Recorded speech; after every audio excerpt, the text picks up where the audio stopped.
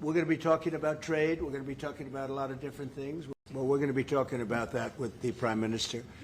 We'll be talking about tariffs. We'll be talking about a lot of that, but that's for a little bit later on.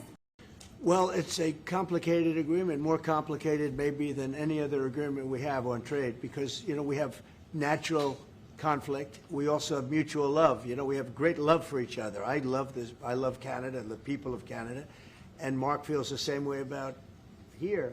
The problem we have is that they want a car company and I want a car company, meaning the U.S. wants a car company, and they want steel and we want steel. And, you know, so in other countries they're very far away, and there's no problem. You can compete and you can do. We don't like to compete because we sort of hurt each other when we compete, and so we have a natural conflict. It's a natural business conflict. Nothing wrong with it. And I think we've come a long way over the last few months, actually, in terms of that relationship. So when it comes to trade, the United States was always giving everything. They gave everything to Canada. They would, you know, let car companies leave here and go to Canada. But that hurts the United States. And, you know, other presidents didn't see that. They weren't business-oriented. They might have been good politicians in some cases, not in all cases. They were bad at both. But it's a very natural conflict, and it's something that we're working on. We've made compromise, and we've made some compromise even on steel.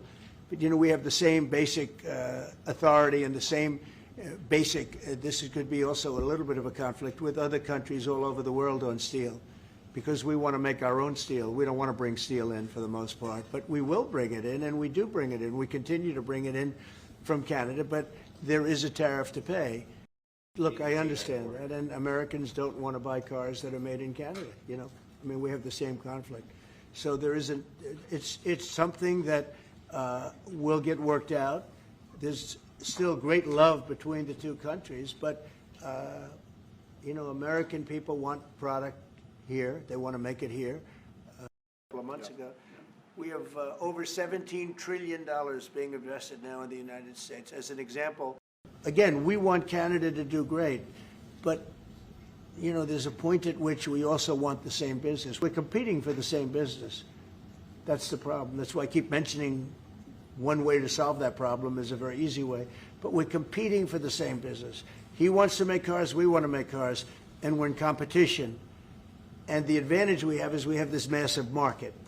So it's a, you know, it's quite an advantage. I think they're going to be very happy. We have a lot of things that we're working on that people don't talk about. They talk about,